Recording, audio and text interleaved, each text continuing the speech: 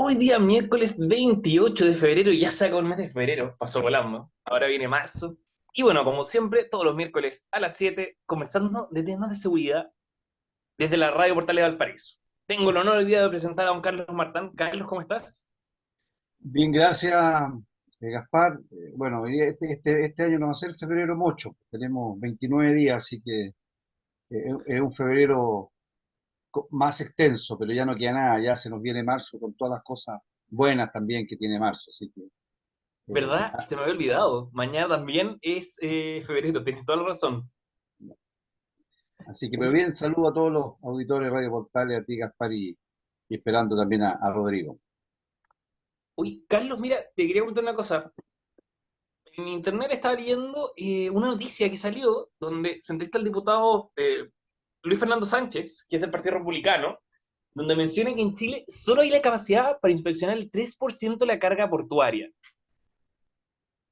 O sea, yo quedé impactado con esa cifra. No, no la sabía. Entonces, Yo bueno, tampoco.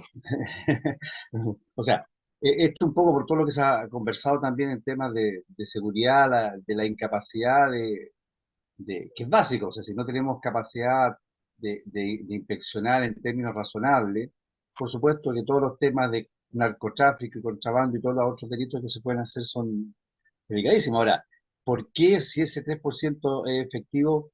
O sea, yo no creo que no pueda ser subsanado. O sea, yo pienso que efectivamente un tema ahí pasa por alguna negligencia o por alguna situación de falta absoluta de preocupación y de ocupación en un tema vital como ese, sobre todo en el contexto actual, en la cual más encima Chile ha sido acusado de que es uno de los principales países de la cual se trafica a través de Chile droga a Europa. Entonces, evidentemente, que sirve de pasadizo.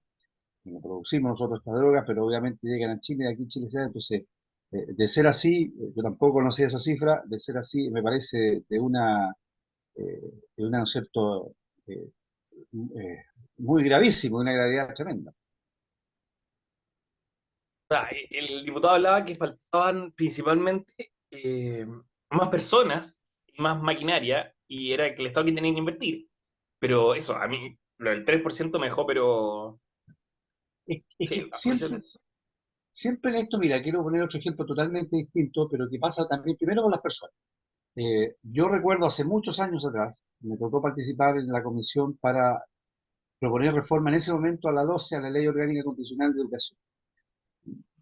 La verdad es que nosotros sabíamos, yo estaba en la región de Coquimbo, que lo que nosotros podíamos aportar no iba a ser mucho, o no nos iban a considerar nuestras opiniones, pero bueno, había que igual hacer el trabajo en forma seria, profesional. Y la comisión que yo fui integrante y que participaba en la mayor parte de las instituciones de educación superior y educacionales y varias educacionales de la región de Coquimbo, llegamos a la conclusión, y que quedó ahí la acta, de que la LOCE en ese momento normativamente contemplaba la mayor cantidad de normas adecuadas y propicias para poder desarrollarla de buena forma, y entre ellas incluso las medidas que tenía el Estado para controlar, supervisar, tomar medidas, incluso en relación a los colegios particulares subvencionados, clausurarlo de ser necesario. Pero ¿por qué no se hacía? Porque evidentemente no existían los recursos humanos y financieros destinados a ello. Cuando se creó la Superintendencia de Educación Superior, que dispuso obviamente funciones, planta de funcionario y personal y recursos para esto, a modo de ejemplo, las fiscalizaciones a los colegios subvencionados subieron un año de 3 o 5, no recuerdo, porque esto fue hace muchos años, a más de 500.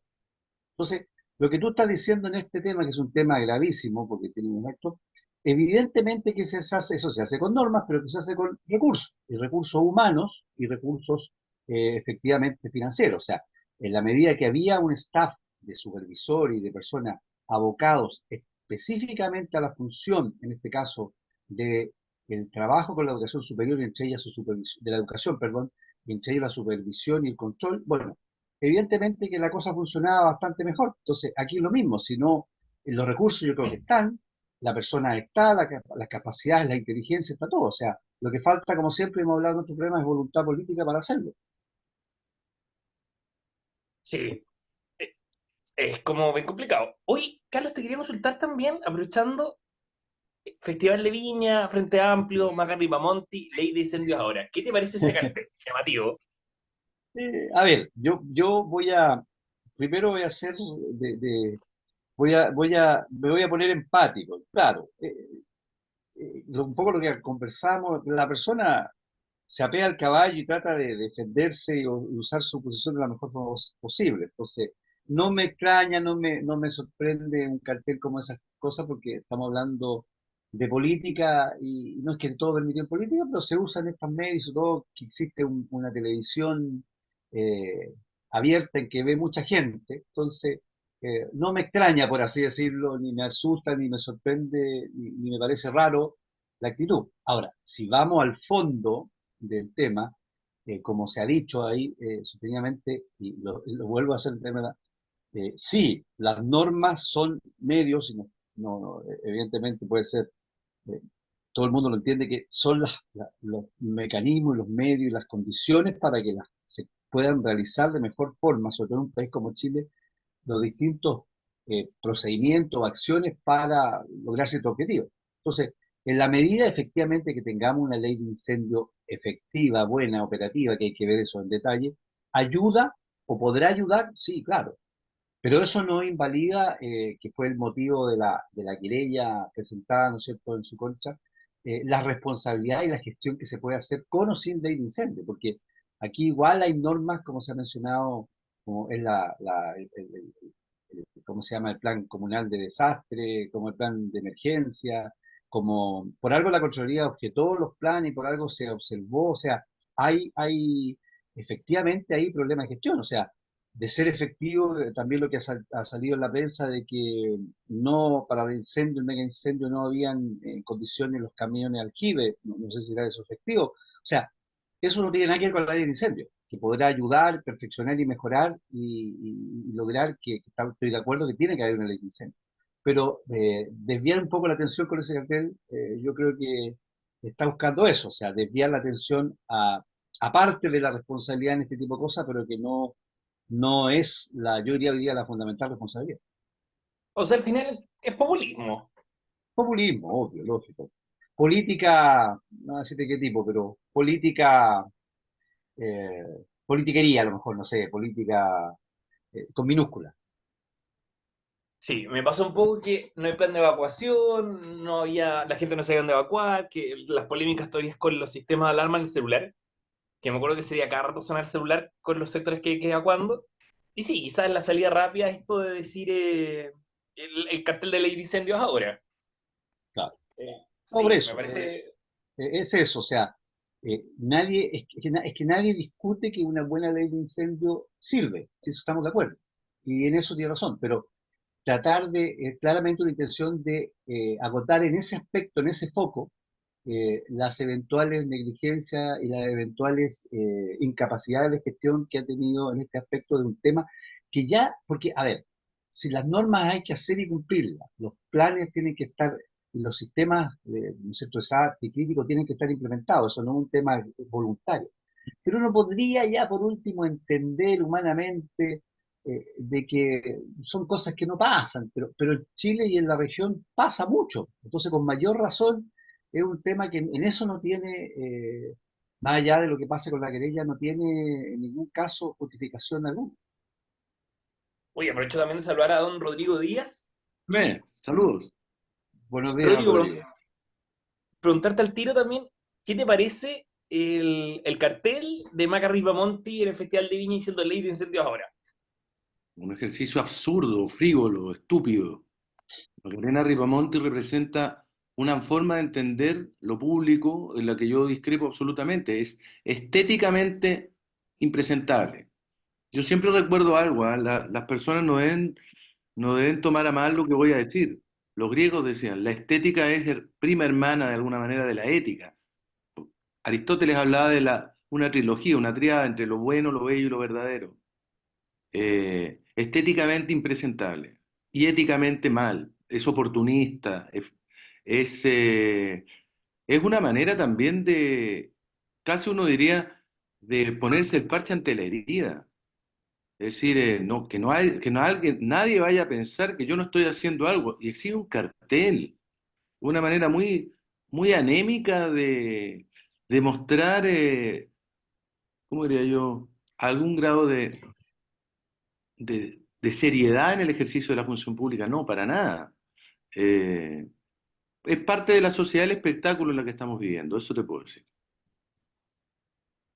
Ya, pero para ti es más una medida desesperada No de no es una perder medida. popularidad. No es, no, no, suprimo la palabra medida inmediatamente, no es una medida. Es apenas un gesto en medio de una sociedad del espectáculo. Es frivolidad pura. No, y hasta cierto punto sí hay un cierto grado de angustia por lo que le puede pasar a ella, porque aquí se arriesga su reelección, entonces rápidamente sale, hay cálculo, pero un cálculo que es barrio bajero. Me decepciona profundamente ese tipo de cosas a mí de cualquier persona. ¿Eh? Yo, ojo, no es nada personal. eh, Esto habla simplemente también de el tipo de país que nosotros somos, el que hemos construido en estos años. Esta no es la gestualidad que uno esperaría de una persona, de una autoridad en un país que tenga un cierto fondo cultural. Es un gesto, insisto, yo tiene más que ver con la lógica de las redes sociales, con la lógica del exhibicionismo, la sociedad del show. Muy apropiado en todo caso escoger la Quinta Vergara para hacer semejante tipo de exhibiciones. ¿No? Uy, Carlos, una noticia que no creo que se me escape también para consultarte, que está bien llamativa. Yo no estoy medio perdido qué está pasando, pero un ex militar venezolano secuestrado en Chile. Claro. Como, Bueno, yo siempre mitad en retiro, bueno, ex, porque a ver, el tema es el siguiente, como todo el mundo lo debe saber, no se trata solamente de un militar en retiro, un oficial joven, sino de alguien que ha sido un opositor absoluto al gobierno de Maduro y al gobierno venezolano. Para nadie también es desconocido de que el gobierno venezolano se mantiene en base a uno de los carteles o cárteles más importantes del mundo, lo que son los temas de la adicción. O sea, el, el- el- el- el tema venezolano es muy complejo porque justamente incluso sus Fuerzas Armadas, en lo que se refiere a la estructura superior, están, con Diosdado Cabello, están metidos en este tema, sin contar los temas políticos, los temas ideológicos que hay de por medio.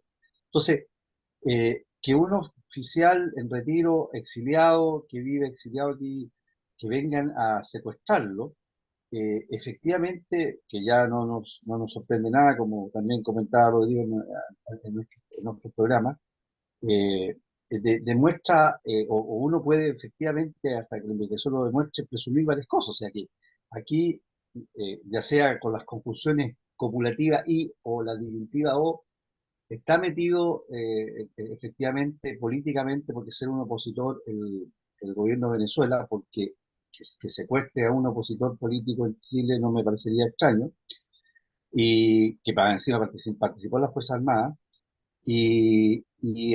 o está también incorporado lo que es el tema del narcotráfico.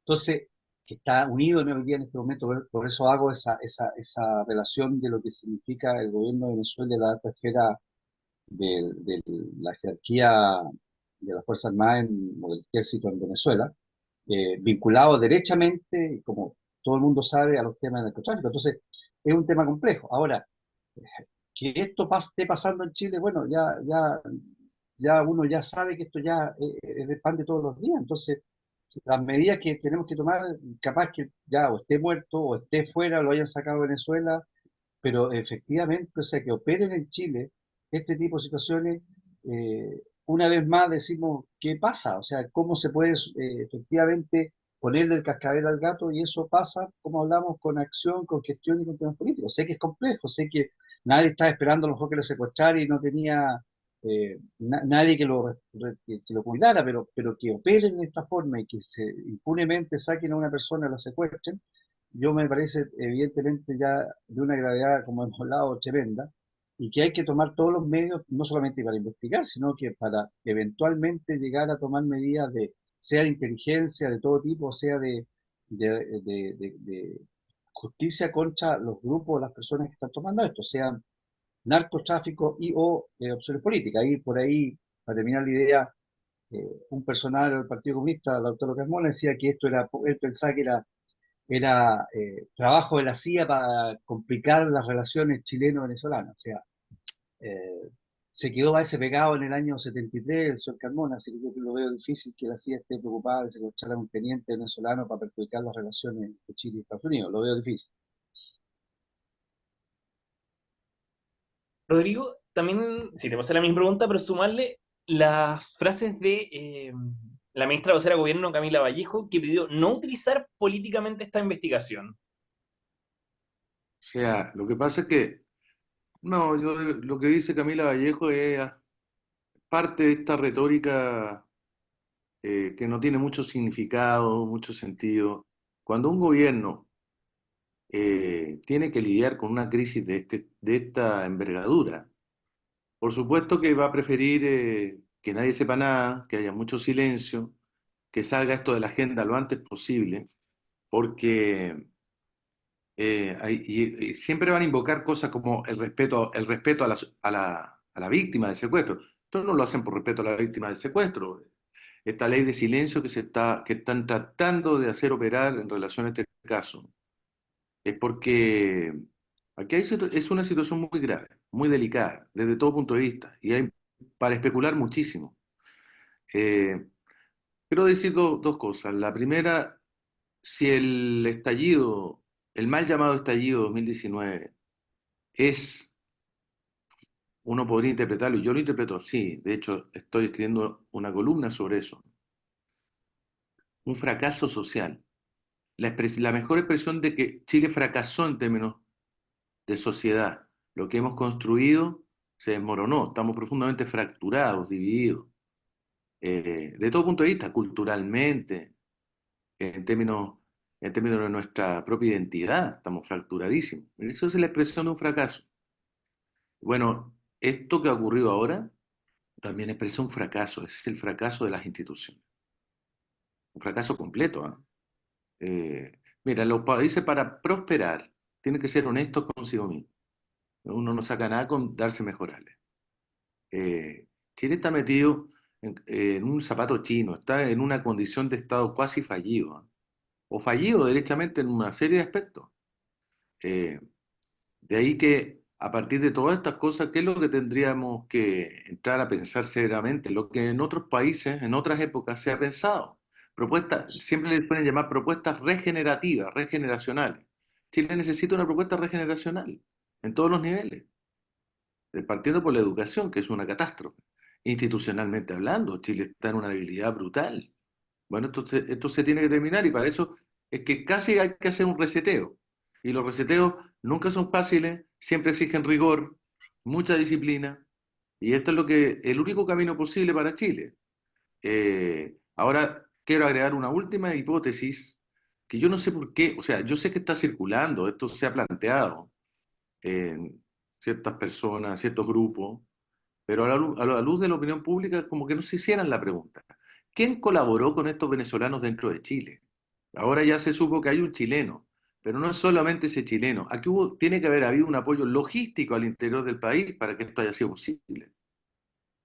Y a mí, de hecho, voy a decirlo derechamente, la opinión de un gallo como Lautaro Carmona me hace sospechar de Lautaro Carmona. Es decir, una opinión que va a tratar de decir que aquí está la CIA. Está tratando de sacar el foco de Venezuela. Y es casi una manera de colaborar con ellos, pues. El PC está metido hasta las masas con el gobierno de Venezuela. Y todos lo saben. Toda la comunidad de inteligencia, de la poca inteligencia, porque a veces dan ganas de decir que es la comunidad de la estupidez más que de la inteligencia. Pero en Chile eso se sabe.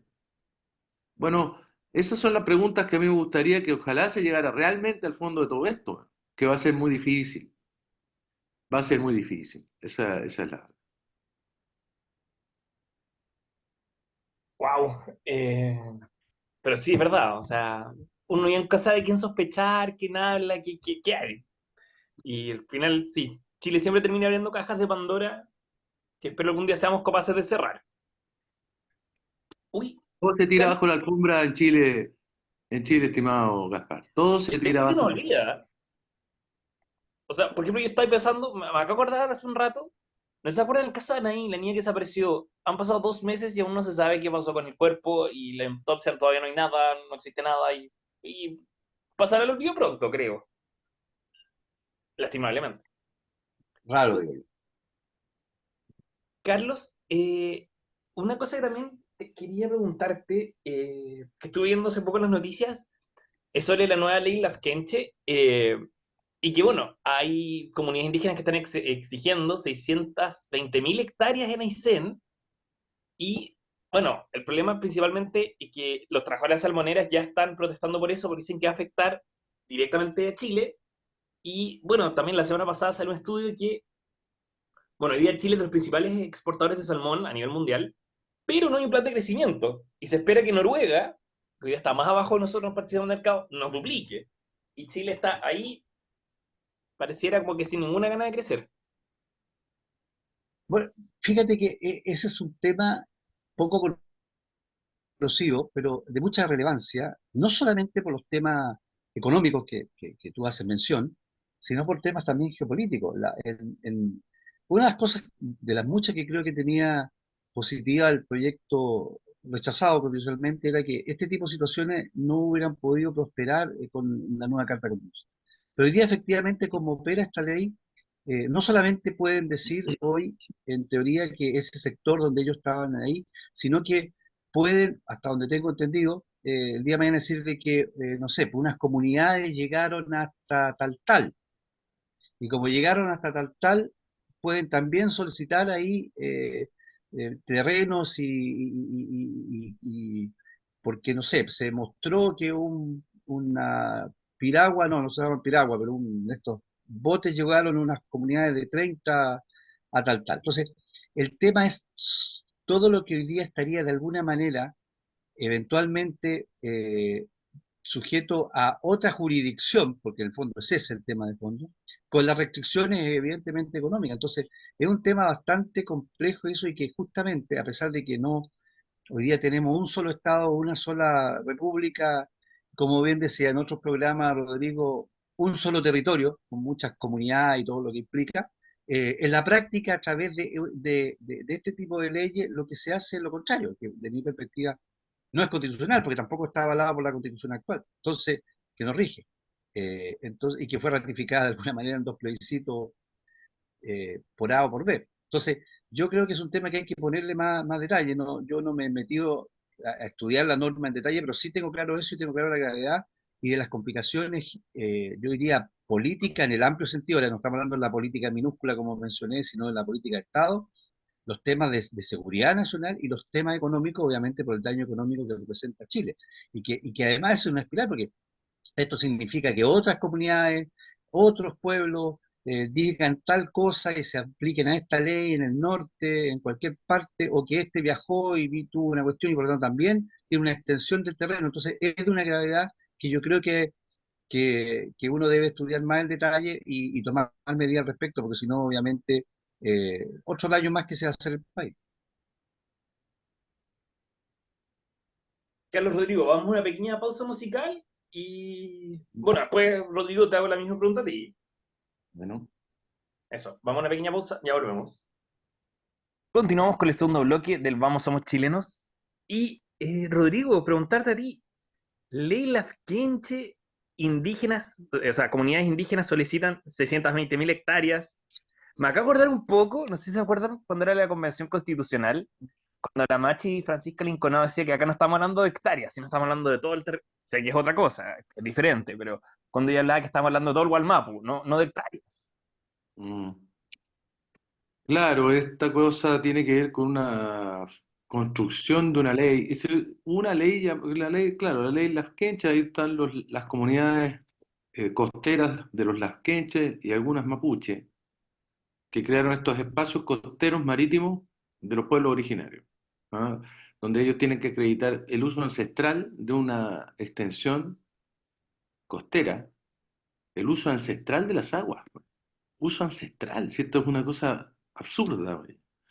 Y en función de eso ellos pueden reclamar para sí la administración, no la propiedad, pero la administración, pero en la práctica es como que tuvieran la concesión de toda esa zona, eh, que no es incompatible con otros usos, siempre y cuando esos otros usos no vayan a lesionar los usos ancestrales. Y ahora, para probar los usos ancestrales está la CONADI. La CONADI es la que tiene que acreditar si se acreditan o no. Y hay mecanismos de acreditación de uso ancestral que son muy, muy, muy discutibles. Una comunidad se instala durante un par de años y ya prácticamente podría dejar por acreditado el uso ancestral. Estamos hablando de eso. O sea, no estamos pensando en una comunidad que lleva instalada 500 años en el borde costero y están los hijos de los hijos y han mantenido el mismo uso, sino que simplemente incluso hay grupos que se han constituido recientemente. Esto es súper complejo. Aquí estamos hablando de 600 hectáreas de administración. Están reclamando para sí que les sean entregadas en la administración de las mismas a estas comunidades. Sí, yo pienso que esto tiene varias aristas. Primero está el tema de las inversiones, el tema económico para el país. Segundo está el tema de que se está rompiendo la unidad de Chile, que detrás de esto está la visión decolonialista que trataron de meter en el primer ensayo constitucional, que fue un fracaso rotundo, que parte de la premisa de que existen ciertas realidades que se han mantenido incólumes desde los tiempos precolombinos, digamos. Es decir, como que hubiera habido comunidades que en Chile han permanecido durante los últimos 500 o 600 años incólumes, prácticamente igual a como eran en aquel entonces, ¿ah? Y que hoy día reclaman para sí el sacudirse el yugo de esta potencia occidental o de este influjo occidental que los ha oprimido durante 5 siglos, lo que es una completa falsedad. Eso es mentira. Eh, la verdad es que incluso los mismos pueblos como el mapuche en otra época, 40 años atrás, se reconocían como el lado ancestral de los chilenos, era el otro Chile, pero siempre chilenos. ¿Ve?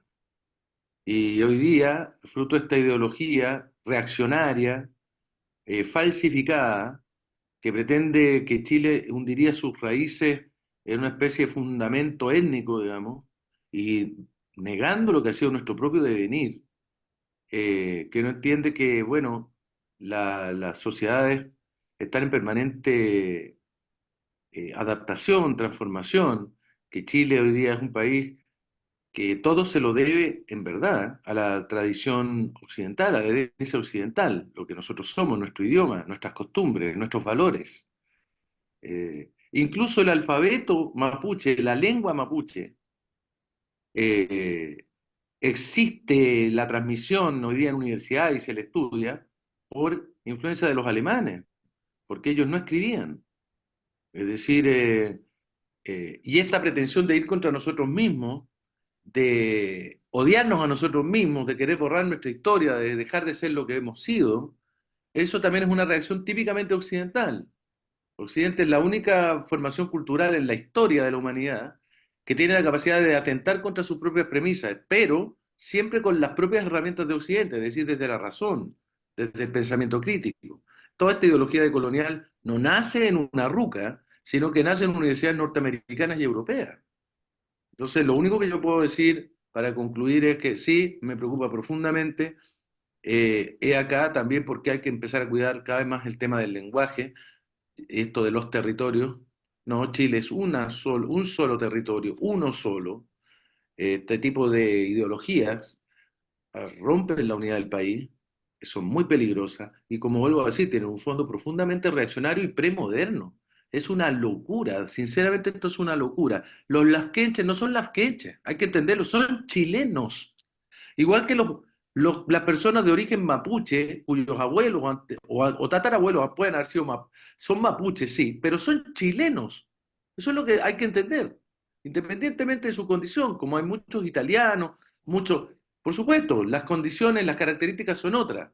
Hubo eh, una relación compleja entre el Estado de Chile y los mapuches, y de hecho se les ha compensado y muchísimo, con muchas tierras, y no solamente con tierra, muchas condiciones especiales de trato que brinda el Estado a las comunidades mapuches. Pero los mapuches, ante todo, son chilenos. Y si no entendemos eso, bueno, no sé, yo de verdad digo, vamos a un camino complejo. Están esperando que terminemos en una especie de guerra civil en determinadas zonas de nuestro país, o una secesión como una suerte de versión sudamericana de lo que pasó en Cataluña, por ejemplo, que es otra locura. Bueno, eso puedo decirte, Gaspar. Yo, Uy, yo quiero, Gaspar, dale Carlos, dale Carlos. complementar lo que decía Rodrigo, estando completamente de acuerdo con él. Con dos elementos muy breves. Uno, que si uno ve en la práctica y a través de muchos cursos de resultados objetivos como son los electorales, y con toda la gente que uno conoce, Chile es un país justamente que se ha formado en distintas etnias. Unas que estaban antes, otras que llegaron después, y tal como en eso me pareció, no estando de acuerdo a lo mejor con algunas cosas que hace lo que hizo un diputado en que entró al Congreso hablando alemán, pero todo justamente para demostrar de que era una falta de respeto el hablar alemán, porque por mucho que fuera descendiente alemán, estábamos en Chile, en el Congreso de Chile. Entonces, sí, Chile se ha formado, como bien decía Rodrigo, de etnias, algunas antiguas, como son los pueblos llamados originarios, otras posteriores, como pueden ser los españoles, los italianos, los alemanes, los árabes, y así podemos seguir hoy día los orientales, qué sé yo, que han todos contribuido a este Estado y esta nación que se llama Chile. Entonces, yo eso es lo primero y lo básico. Y lo segundo y último es que yo estoy cierto que la mayor parte de estos pueblos, todos, ya sea descendientes mapuche, huilliche, aymara, de los que son, por nombrar por originaria, diaguita, o descendientes de alemanes, descendientes italianos, españoles, por decirlo más connotado del mundo europeo, la mayoría se siente chileno, si aquí y son chilenos, más allá que respeten y reconozcan, o descendientes árabes, sus tradiciones y también las mantengan y- y tengan su instancia de poder usar el folclore en el amplio sentido del folclore cultural, que todo eso es legítimo, pero no dejan de por eso de sentirse y de ser chilenos. Y yo creo que la mayoría, si esto es un uso ideológico, doctrinario, que busca destruir las bases de la sociedad cristiana occidental en el amplio sentido con todos los efectos que tiene. Entonces, en ese sentido comparto plenamente y por eso quise complementarlo con esto lo que dice Rodrigo. Agrega algo más, perdón, pero agrego algo más. Precisamente porque yo entiendo que somos todos chilenos, hay algo aquí también que es perturbador, que bajo este discurso de colonialista de los pueblos originarios, se está rompiendo el principio de igualdad, que costó siglos, siglos, siglos y siglos para poder llegar a consolidarlo en la sociedad occidental, en la modernidad, en las sociedades modernas. Es uno de los grandes principios de la modernidad filosófica, libertad e igualdad, libres e iguales. Y acá se está rompiendo eso, y eso es una barbaridad. Entonces, ojo, porque ¿qué es lo que están esperando? Que en unas décadas más venga una especie de rebelión de los que hoy día están perdiendo sus derechos a manos de estos pueblos originarios, que ya empiezan a pensarse como algo distinto de lo chileno, siendo chilenos. Y van a empezar a perder una gran cantidad de derechos que la Constitución nos da, como el derecho de propiedad y otros. Entonces eso va a terminar muy mal. Estamos sembrando, esto es, perdón, no me quiero extender más, ya. Esto es otra expresión más del fracaso que somos como sociedad, pues. Esto es un fracaso. Pero, ¿sabes, Rodrigo, para ti cuando, no sé, las comunidades pascuenses a veces plantean la independencia, es como que faltó cohesión como chilenos? El caso del pueblo Rapanui es un caso particular.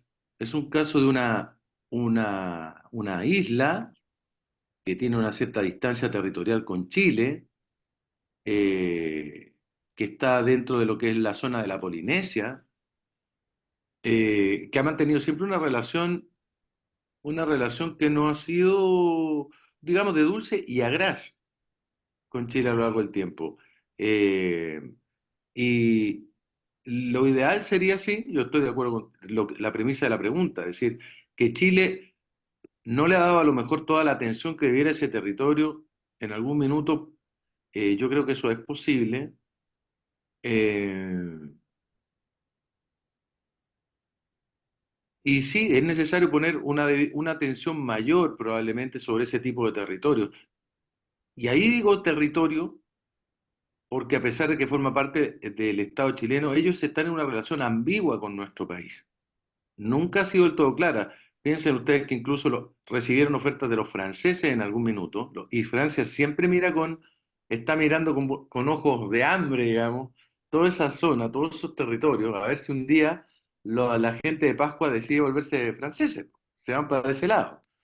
Eh, no, mira, yo creo que es importante que se reconozca la diversidad cultural que tiene nuestro país. Eso es importante, la diversidad cultural, pero bajo una concepción de unidad nacional. Es decir, eh, incluso hoy día la comunidad que está en Isla de Pascua o la comunidad de Rapa Nui, ellos forman parte del Estado de Chile formalmente. Ellos sí tienen características que son, insisto, un tanto diversas al resto de las etnias, digamos, pero mientras estén vinculados al Estado de Chile, eh, ellos deben actuar en consecuencia y deben ser tratados como tales, es decir, como chilenos, aun cuando en el respeto de sus costumbres y tradiciones que les son propias, y del patrimonio intangible que existe, y tangible también, que existe en Isla de Pascua, desde los Moai hasta sus tradiciones religiosas, sus bailes, sus costumbres, todo eso. Sí. Y en temas más locales también de nuestra querida ciudad del Paraíso, estaba revisando que el posible candidato a la alcaldía, Boris Kuleva, que también a veces participa en el programa, acaba de publicar que tras 19 años y 7 meses, el 24 de febrero venció el contrato de consorcio. ¿De qué se trata esto? Para los parquímetros. Y todavía no hay ningún nuevo modelo de administración para los estacionamientos que había prometido para marzo. Eso es la época, o sea, ya hay cuidadores informales. Se puede decir que toda la área de concesión que estaba era de la calle San Ignacio hacia el poniente, y había también otro sector que era como la área protegida, que tenía que cobrar una tarifa especial y todo eso. Es importante mantener, sí, como para ustedes, ¿cuál es la importancia que le harían a esto de tener un sistema de parquímetros y de estacionamiento claro, concesionado, que funcione, que se cobre lo que corresponde y que no sean los cuidadores informales los que se bañan de esos lugares? Mm. Eh, ya tú lo digo, tú, Dale, voy. Eh, bueno, la importancia me parece más o menos evidente. Un sistema de concesión que sea transparente garantiza primero, eh, si está bien hecho, digamos, que va a haber una administración del, del, del área de estacionamientos concesionada más eficiente. Va a haber claridad y transparencia en los precios. Eh, y desde ese punto de vista va a ser algo más beneficioso para la ciudad, sin perjuicio de que genera una economía, o sea, contribuye, por lo menos, aunque sea en pequeña escala, a también generar ingresos para la comuna, lo que no es menor. Es decir, me parece que el entregar una concesión que nos va a dar mayores grados de eficiencia y mayores recursos tiene todo lo positivo, digamos, ¿ah? Y desde ese punto de vista a mí me parece que, claro, es urgente eh, convocar al proceso de licitación, eventualmente, para rápidamente contar con un concesionario que impida precisamente la informalidad, la turbiedad, eh, la diferencia que se empieza a generar en los cobros que se dan entre unas y otras personas, todos los males que genera la informalidad, tanto en ese como en otros temas. yo pienso que, a ver, hoy día, eh, si uno piensa el estacionarse, el estacionamiento, es un bien escaso. Voy a partir por la parte económica. ¿No? No es como antiguamente que la persona se estacionaba donde quería y a la hora que quería. Hoy día hay cierta hora temprano que uno sale y ya está toda la ciudad eh, copada de vehículos que se han estacionado. O sea, es realmente complicado y que genera un bien escaso hoy día por la cantidad de vehículos que está bien eso. Entonces, evidentemente, que hace que la ciudad tiene que de alguna manera prepararse para esto y, como se mencionó, entregar la mejor gestión posible para que este bien escaso sea usado de la mejor forma posible con el mayor bien común posible. Y en ese sentido, evidentemente que la informalidad te genera una serie de situaciones que mencionó Rodrigo, que puede ser la mala administración de esto, pero también otros temas que uno sabe y sin tampoco ni denostar, ni hacer que toda la gente que se dedica a estacionar auto, porque hay de todo, porque hay gente que te lo cuida efectivamente, te lava el auto, pero de repente también se presta para otro tipo de cosas que uno ve, para temas delictuales y otro tipo de situaciones. Entonces, en la medida que exista este bien escaso, sea bien administrado, que sea bien usado y que le genere beneficios al usuario, le genere beneficios a la ciudad, que, que reporte algunos ingresos y que eso evidentemente que es necesario. O sea, la selva de estacionamiento va a hacer más daño que el tener algo que administre de forma transparente, dado que hoy día es una verdadera guerra muchas veces estacionarse.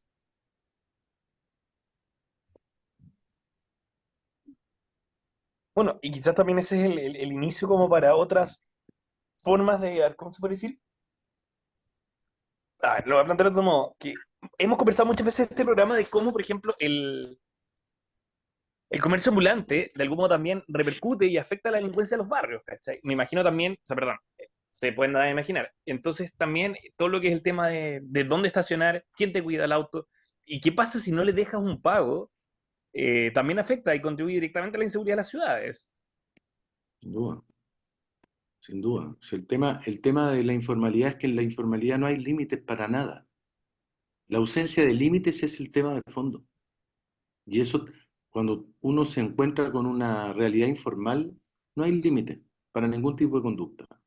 No hay límite en las calles para vender lo que se quiera, para cobrar cualquier cosa, para funcionar en el horario más inverosímil. Es lo mismo que ocurre con la música en las calles.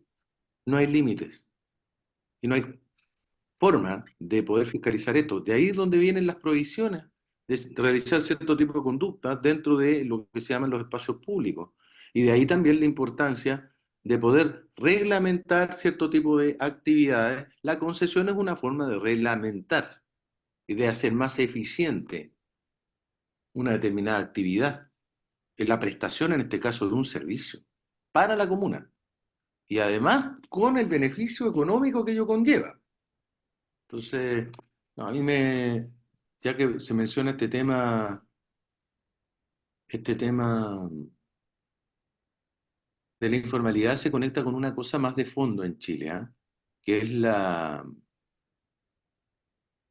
pérdida de un cierto sentido de las normas, de las contenciones, ¿ah? De que existe un fundamento común para la vida, de que no todo puede quedar entregado a la subjetividad de las personas. Entonces hoy día parece que lo único que orienta la acción de cada quien es lo que a cada uno le interesa, lo que cada uno siente, piensa o quiere, con profundo desprecio hacia lo que opinan los demás. Ese es el problema de fondo. Y en el comercio informal, por supuesto, está ese fenómeno que es alentado por mafias que funcionan y organizan en el interior de estos fenómenos. Y a propósito, perdón, para terminar, y me salgo un poco del comercio informal, pero dentro de este fenómeno más global, de esta ausencia de normas, estaba pensando en lo que ocurrió, me parece que el día de ayer, con un carro del metro de Santiago, ¿eh? Que de pronto unos tipos llegan, le accionan los frenos de emergencia, el carro completo quedó detenido y estuvieron, no sé, media hora, 40 minutos pintándolo, con gente adentro. No me parece, o sea, otra vez, digamos, si las personas comienzan a conducirse de esta manera, hemos fracasado como sociedad, como pueblo. Ya, eso no. Rodrigo, una noticia que me acaba de aparecer hace un minuto, que es que se presentó una querella criminal contra la alcaldesa Macarena Ripamonti por cuasi delito de homicidio. Ujú. Bueno, en el juzgado de garantía, esto fue hace súper poco, bueno, como te mencioné, contra la alcaldesa Ripamonti, por el incendio urbano que causó la muerte de 134 personas en febrero de este año. Bueno, entonces ellos argumentan la negligencia de la alcaldesa contribuyó a la tragedia al no implementar planes de seguridad y evacuación requeridos por normativa legal. ¿Crees que tiene responsabilidad penal la alcaldesa Ripamonti? Bueno, eso, miren, sinceramente, eso en materia de una investigación. La querella tiene por propósito precisamente que se llegue adelante una investigación. En las querellas se suelen hacer afirmaciones, no todas las cuales son corroboradas por lo que va a arrojar la investigación. Yo creo que hay que esperar, hay muchos elementos que hay que considerar lo que ocurrió en esta tragedia. No olviden que esto fue el resultado de una operación que yo diría fue casi un atentado contra la seguridad nacional de nuestro país.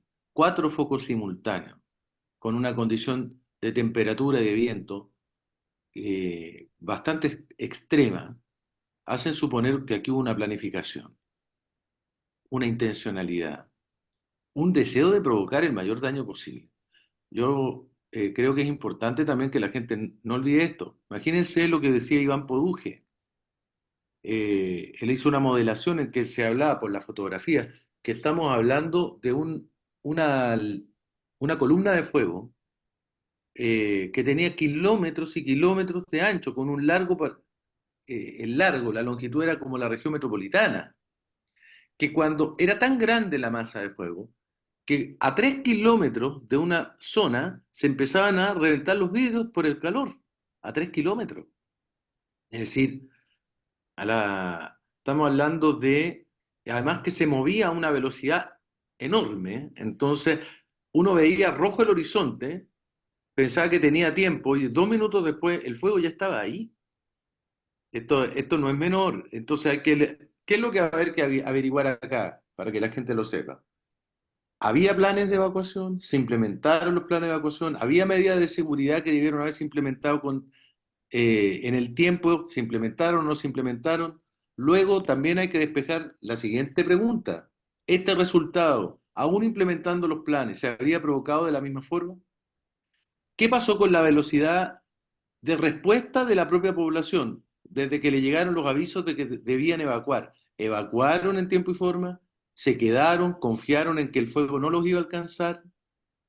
No se olviden que el 80% de lo que se sabe de los cadáveres que fueron encontrados estaban al interior de los vehículos, en atochamientos vehiculares.